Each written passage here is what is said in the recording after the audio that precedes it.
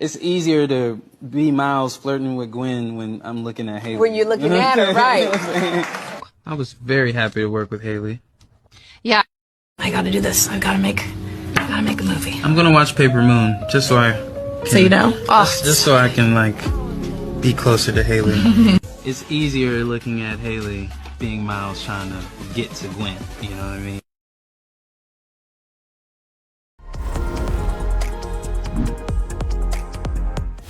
Yo, Yo. it's your boy Dizzy De Niro and your boy Flying J. And we are the Real Lab Podcast. Flying J, I ain't gonna waste no time. This is just some extra stuff I forgot to mention. Oh, man. If you didn't see our last video when we were talking about Marvel, this is kind of a continuation. Bruh, Flying J, how excited are you about the Spider-Man Beyond the Spider-Verse, Into the Spider-Verse franchise so far? Do you think it is the best animation saga that we've ever seen? I really love it, bro. It's the art style, like the creativeness, and like just the whole like graphic. It's just good overall. It's got good story. Yeah. It's got incorporation of like diversity, you know, with Miles Morales. So it's cool. But yeah. So, bruh, you know when we left off at, I believe it was Beyond the Spider-Verse. Yes. Everything was going good. Was. And you know what's funny? They said this with the third one, if they do it right, this has the potential to be the greatest Marvel animation franchise ever. I would take that. So this is like a three-peat if they can get it right. If they can get it right. So everything was good, movie was popping, and then we ran into a wall between Shameik Moore and Haley Steinfeld.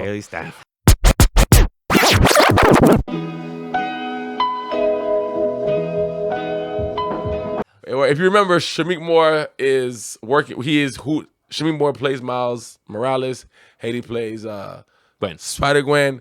And you know, on scene they have this nice chemistry, but outside of the camera in all the studios, Shameik was really catching feelings for this girl. We'll pose it right here. It's easier to be Miles flirting with Gwen when I'm looking at Haley. When you're looking at her, right. I was very happy to work with Haley. Yeah. I gotta do this. I gotta make a movie. I'm gonna watch Paper Moon just so I can, So you know? Oh. just so I can like be closer to Haley. It's easier looking at Haley being Miles trying to get to Gwen, you know what I mean? Yeah. And she was obviously engaged The whole time. And this guy has been, and he was just being weird all last year, just saying things during interviews, which we can post here. It was just a weird time, bro. So it got to the point where he was pretty much threatening to not be part of the last film, whatever that is called, whatever.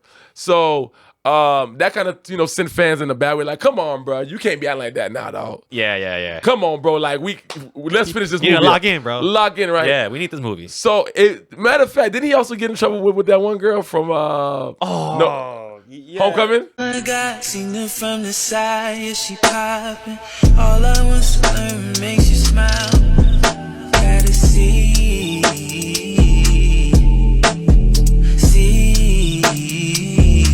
Also, I'm literally getting married, and I don't like this insinuation that there's something going on between us, if that was your intention. And it's still up, which is fucking weird. You're a fucking weirdo. I'm sorry, you're a fucking weirdo. And I'm fucking annoyed. So... Yes. Spider-Man Homecoming? Yes. So he was just on a love tour, and he was just getting shot down every time. And you know what's crazy? What I do for bad for him just a little bit? That you feel like the internet pressured that over it? How you got... I feel like he was such a cool guy. Yeah. And he was killing it right now.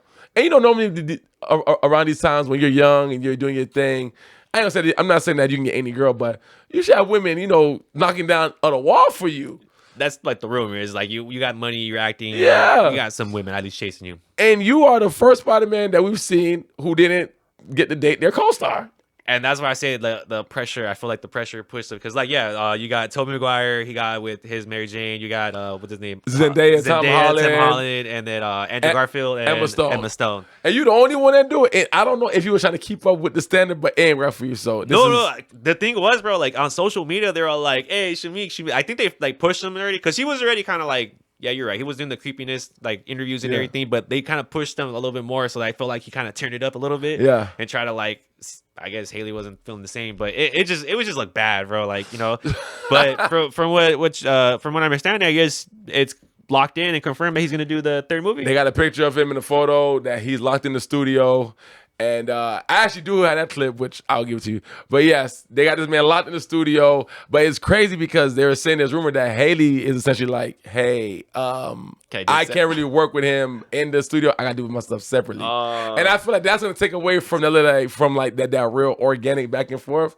So it might be weird. Like, it's going to be fake. It's gonna be fake. You're going to feel the fakeness? Yeah. No, dog, but it is funny because in the one clip I saw, bro, the guy was like, Shameik, just go to work, lock in, don't say nothing. Just give us this movie after this. I was dying, bro. So, yeah, bro. I feel the same way, bro. We need this movie, man. But, okay, so do you think that that the relationship is so tarnished between them that they can't fix it for the sake of the movie? Or, like, what? Like, do you think it's just like, do you think that was just a moment that's like, hey, we can all get past this? Or do you think he was just being so creepy that it's like, nah, bro, you were kind of doing a little too much? And do you think Haley Steinfeld's husband will feel comfortable Josh with him? Allen. Yeah. Well, I mean, if I was Josh Allen, I wouldn't feel comfortable. I was like, bro, had I known this whole time you were like creeping on my girl, now you were like acting with her and everything, like, and you're spending like long time periods with them, you know what I'm saying? So that looked bad already. And then we only see what we see on camera. Like for all I know, he could be like stalking her, like texting her, and like she's not replying back and everything. You know what I'm saying? It could be worse than what it is. So like,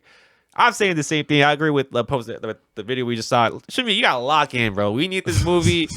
I feel like maybe if he like apologized publicly and then pulled her to the side and be like, hey, like, my bad. I see how it looks, but for the sake of the movie, like, let's just be professional and get this done. She might feel still a little bit off, but like, I feel like after maybe couple hours they'll finally get like back into the mood to like have like a fake relationship for the movie. I got you. Let me ask you a question, and this is kind of deep because you just had me a whole brain blast. Let's go. Do you think do you think when you're voice acting or you're acting in a movie, and you have a love interest, do you think it's a super big challenge not to catch feelings for that partner based off of the role you're playing? Because you know how some actors, how they lock into a role so good, like Denzel Washington, they said he'll lock into a role where like he'll just stay that character from the time he's on set, he'll go home. Oh, like the method actors? Yes, method acting. Yeah. Do you think that method acting sometimes can cause you to fall for your co-star?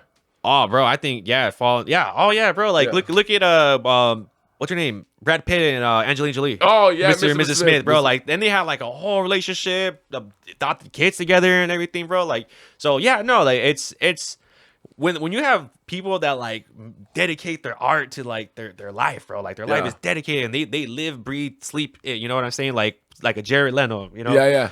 Like you get it's gonna be hard for them because they lock into the character and then the character that they're locked into falls in love with the person according to the movie, so it's hard for them to escape who they are. Another perfect, it's not Tom Holland and Tom Holland, you know what I'm saying? Like they found love, but a perfect example. It's not with love, but it's a perfect example of like what you're talking about. Heath Ledger.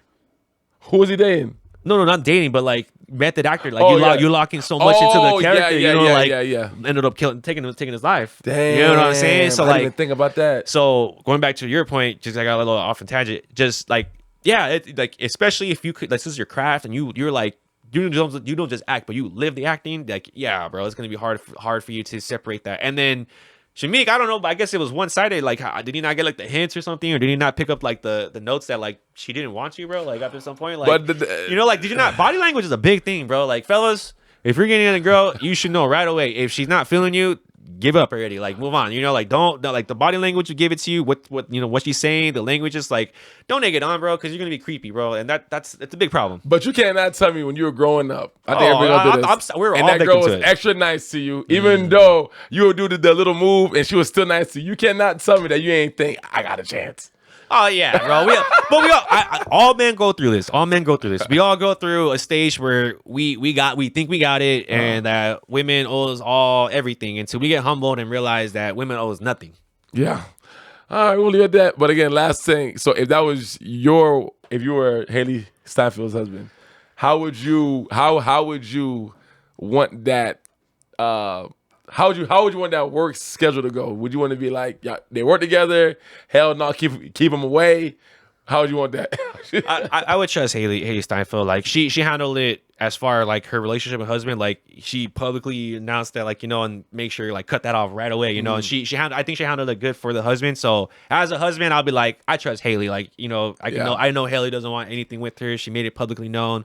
And she did it in a mature way. Shameik, I mean, sorry, brother. Lock in, bro, because we need that movie. That's all I got to say, bro. Marvel out here ruining families, man. Yeah. But all right, man. So we'll leave it at that. Like I said, until next time, you guys let us know what you guys think about the Shameik Moore returning to voice Miles Morales for the last time. I'm assuming, you never know, we might get him in Doomsday. Hey, that'd be dope. Our real life Miles Morales, that'd be dope. If like maybe like what's the baby Nathaniel? Reed? Franklin. Oh, Franklin Reed's like, you know how he manipulates the universe and everything. What if he creates like an animated universe? That You would- see see, I us? We know go that. into like the Spider-Verse. That's and we why go in his universe. That's why I could say maybe we'll see. If they do that, bro, Marvel is like forever locked into my heart as like the goats for doing that, bro. Like for doing that. Imagine we get like, all those characters, they all go into like the Spider-Verse and we have an animated version for a little slight. Yeah. And they do voiceovers for those characters. That'd be hard, and then we bro. go back into the real world. That'd be hard. But hey, man, like you said, but until next time, peace. It's Disney Nero, Flying J.